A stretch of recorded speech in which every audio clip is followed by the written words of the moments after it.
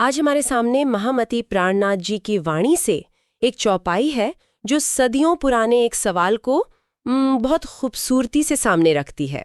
इश्क रब्द हुआ अर्श में तो रूहें इत देह धरत, रूहें चरण तु पकड़े जो असल हक निस्बत। ये सिर्फ शब्द नहीं है ना, ये एक गहरा दार्शनिक दरवाज़ा है जो हमें सीधे उस सवाल पर ले जाता है कि हम यहाँ क्यों हैं, इस दुनिया में हमारे होने की वजह क्या है। बिल्कुल। और ये चौपाई एक बहुत ही अनूठा जवाब देती है। ज्यादातर दर्शनों में क्या होता है, सृष्टि की शुरुआत या तो कोई देवीय आदेश है या कोई भूल या फिर कोई ब्रह्मांडीय दुर्घटना, लेकिन यहाँ शुरुआत एक प्रेम की बहस से होती है। ये अपने आप में एक क्रांतिकारी विचार है। तो चलिए आज इसी विचार की गहराई में उतरते हैं। हम इस चौपाई के हर शब्द के पीछे छिपे दर्शन को समझने की कोशिश करेंगे और ये जानेंगे कि ये निजानंद संप्रदाय का नजरिया हमारे होने के मायने को कैसे बदल देता है। हमारा मिशन ये समझना है कि ये इश्क रब्द आखिर है क्या और ये हमारे अंदर की उस अनजानी सी तलाश से कैसे जुड़ता है। ठीक है, तो चलिए इसकी एक एक परत खोलते हैं। पहली पंक्ति, इश्क रब्द हुआ अर्श में तो रूहें इत देह धरत। इश्क रब्द या प्रेम की बहस, ये सुनने में जितना काव्यात्मक है उतना ही रहस्यमयी भी है। आमतौर पर बहस में तो एक मतभेद होता है, लेकिन यहाँ इसका क्या भाव है? यही तो इस दर्शन की खूबसूरती है। हमारे स्रोत बताते हैं कि ये बहस किसी विरोध या टकराव की नहीं थी, ये एक प्रेममयी इच्छा की अभिव्यक्ति थी। इसे समझने के लिए हमें अर्श को समझना होगा। अर्श यानी परमधाम, एक ऐसी अवस्था है जहां केवल पूर्ण आनंद है, कोई कमी नहीं, कोई इच्छा नहीं। अब सवाल ये उठता है कि ऐसी पूर्ण अवस्था में आत्माएं किसी खेल को देखने की इच्छा क्यों करेंगी? ये बात मेरे में मन में आई थी। अगर कहीं परमानंद है तो वहां से कोई कहीं और क्यों जाना चाहेगा? ये तो एक विरोधाभास लगता है। बिल्कुल, और ये दर्शन इसी विरोधाभास को संबोधित करता है। ये कहता है कि वो इच्छा आनंद की कमी से पैदा नहीं हुई, अच्छा, बल्कि आनंद की अधिकता से हुई। ये एक तरह का प्रेम का विस्तार था। आत्माओं ने परमात्मा के उस स्वरूप को भी अनुभव करना चाहा जो माया के खेल की रचना करता है। तो ये कोई पलायन नहीं था, बल्कि एक दिव्य लीला का हिस्सा बनने की चाहत थी। तो इश्क रब्द वो क्षण था जब आत्माओं ने अपनी इच्छा जाहिर की और परमात्मा ने प्रेम पूर्वक उसे स्वीकार किया। ये एक सहनिर्मित अनुभव की शुरुआत थी। ये तो पूरे नजरिए को ही बदल देता है। मतलब हमारा यहाँ होना किसी पतन या सजा का नतीजा नहीं है, नहीं, बल्कि ऐसे दिव्य नाटक में स्वेच्छा से भाग लेना है जिसकी पटकथा प्रेम से लिखी गई है। तो अर्श सिर्फ एक जगह नहीं, बल्कि चेतना की एक अवस्था है, और देहधरत यानी शरीर धारण करना उस नाटक में हमारा किरदार बन गया। आपने बिल्कुल सही पकड़ा। देहधरत इस लीला का मंच है। और इसी समझ से दूसरी पंक्ति का महत्व और भी गहरा हो जाता है। रूहें चरण तो पकड़े जो असल हक निस्बत। यहाँ हक निस्बत शब्द इस दर्शन का केंद्र बिंदु है। हक निस्बत यानी अखंड या असली संबंध। अगर हम यहाँ खेल खेलने आए हैं तो फिर परमात्मा के चरणों को पकड़ने की ये जरूरत या ये खिंचाव क्यों? खेल में तो खो जाना चाहिए, है ना? बहुत अच्छा सवाल है। देखिए, कई दूसरे दर्शनों में माया को एक ऐसा जाल माना जाता है जिसे काटना होता है, जिससे मुक्त होना होता है। लेकिन यहाँ माया एक खेल का मैदान है और हक निस्बत वो अदृश्य धागा है जो खिलाड़ी को खेल के स्रोत से, मतलब परमात्मा से जोड़े रखता है। आत्माएं यहाँ माया में पूरी तरह खो जाने के लिए नहीं आई हैं। अच्छा, वे अनुभव लेने आई हैं, लेकिन उनका मूल संबंध परमात्मा से बना रहता है, चाहे उन्हें उसका स्मरण हो या न हो। तो क्या हम ये कह सकते हैं कि इंसान के अंदर जो एक खालीपन, एक तलाश, एक सत्य की खोज की जो वृत्ति होती है, वो असल में इसी हक निस्बत की स्मृति है जो उसे अपनी ओर खींच रही है? एक तरह की आध्यात्मिक होम सिकनेस। बिल्कुल, यही वो आध्यात्मिक गुरुत्वाकर्षण है। यह हमें बताता है कि हम यहाँ अनाथ या खोए हुए नहीं हैं। हमारा एक पता है, एक मूल घर है। ये हक निस्बत ही है जो हमें भटकने के बावजूद वापस लौटने की प्रेरणा देता है। ये रिश्ता कभी टूटता नहीं, बस विस्मृत हो जाता है, और इसी विस्मृति को दूर करने की प्रक्रिया ही जागनी कहलाती है। ये विचार इतना अनूठा है कि मैं सोचने पे मजबूर हूं कि ये आया कहाँ से है। क्या ये किसी बड़ी दार्शनिक परंपरा का हिस्सा है? ये विचार श्री प्राणनाथ जी द्वारा स्थापित निजानंद संप्रदाय का मूल सिद्धांत है। ये चौपाई उनके द्वारा दी गई वाणी का एक अंश है, जिसे श्री कुलजम स्वरूप नामक पवित्र ग्रंथ में संकलित किया गया है। और ये कोई छोटा मोटा ग्रंथ नहीं है, इसमें ऐसी 18,758 चौपाइयां हैं। ये ज्ञान का एक विशाल सागर है। 18,000 से ज्यादा, ये तो अद्भुत है।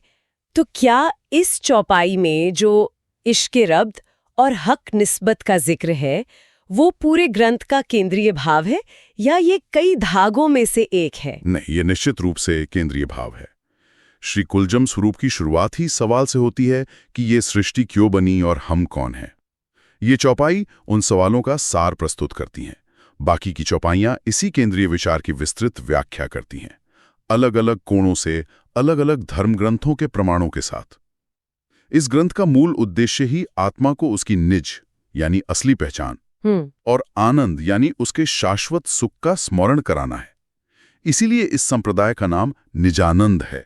और आपने जागोनी शब्द का इस्तेमाल किया, तो क्या जागोनी सिर्फ एक बौद्धिक समझ है कि हाँ मैं आत्मा हूं और मेरा परमात्मा से रिश्ता है, या इसमें कोई भावनात्मक प्रक्रिया भी शामिल है? क्योंकि सिर्फ जान लेना और महसूस करने में बहुत फर्क है। ये बहुत महत्वपूर्ण सवाल है। जागनी केवल बौद्धिक ज्ञान नहीं है, ये एक आंतरिक रूपांतरण है। ये उस हक निस्बत को अपने अंदर महसूस करने की प्रक्रिया है। ये समझना कि दुनिया एक खेल है और हम इसके साक्षी हैं, ये सिर्फ पढ़ लेने से नहीं होता। इसके लिए चित्त की शुद्धि और परमात्मा के प्रति अनन्य प्रेम की आवश्यकता होती है। कुंजम स्वरूप इसी जागृति का मार्गदर्शक है। यह आत्मा को धीरे धीरे माया की नींद से जगाकर उसके असली स्वरूप में वापस लाता है। ये एक तरह का आध्यात्मिक डीजावू है। आपको कुछ ऐसा याद आने लगता है जो आप हमेशा से जानते थे पर भूल गए थे। ये तो हुई आत्मा और परमात्मा के स्तर की बात, लेकिन इस दर्शन का कि हम सब एक ही अर्श से, एक प्रेममयी इच्छा के कारण यहाँ हैं और हम सबका एक ही स्रोत से हक निस्बत है, इसका जमीन पर हमारे समाज में भी कोई मायने रखता है? निश्चित रूप से, और यही श्री प्राणनाथ जी के मिशन का एक बहुत बड़ा हिस्सा था। अगर सभी आत्माओं का मूल स्रोत एक है और सभी का परमात्मा से एक ही अटूट रिश्ता है, तो फिर धरती पर धर्म, जाति और पंथ के नाम पर भेद कैसा? सही बात है। ये दर्शन सीधे सीधे सार्वभौमिक भाईचारे की नींव रखता है। श्री प्राणनाथ जी का एक बड़ा उद्देश्य हिंदुओं और मुसलमानों के बीच की खाई को पाटना था। उनका कहना था कि दोनों धर्मों के लोग अक्सर बाहरी कर्मकांड, जिसे शरीयत कहते हैं, उसमें उलझे रहते हैं, जबकि असली ज्ञान यानी हकीकत और मार्फत वो उससे कहीं गहरा और एक ही है। ये बात सोचने वाली है। उस दौर में जहां धार्मिक पहचान इतनी मजबूत थी, ये संदेश देना कितना क्रांतिकारी रहा होगा। क्या हमारे स्रोतों में इसका कोई व्यवहारिक उदाहरण मिलता है कि इस दर्शन को असल में जिया भी गया हो? इसका सबसे सशक्त उदाहरण महात्मा गांधी के जीवन से मिलता है, जिसका जिक्र हमारे स्रोतों में भी है।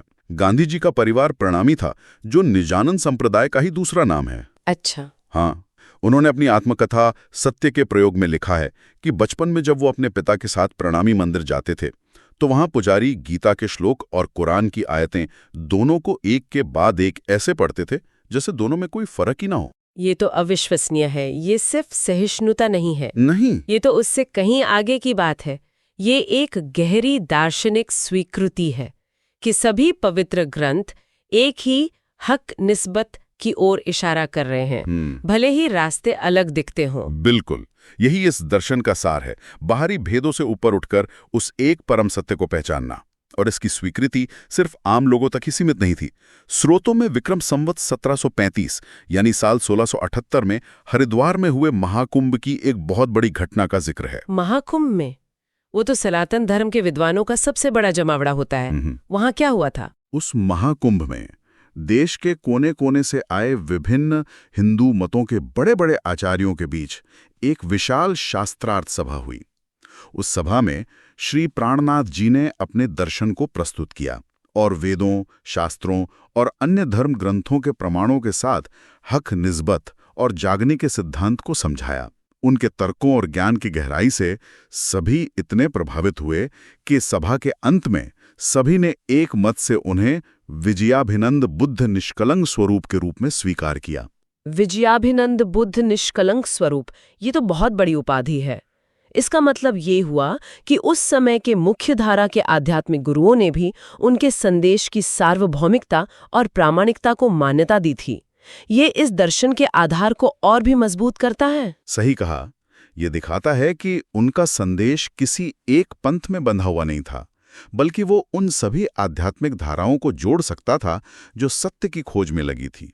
उनका उद्देश्य ही मानवता को धर्म के नाम पर बांटने वाली ताकतों को संबोधित करना था और प्रेम और एकता का एक मजबूत दार्शनिक आधार स्थापित करना था। तो आज हमने एक अकेली चौपाई से भी यात्रा शुरू की और देखा कि कैसे ये हमें अस्तित्व, प्रेम और सार्वभौमिक एकता के एक गहरे दर्शन तक ले जाती है।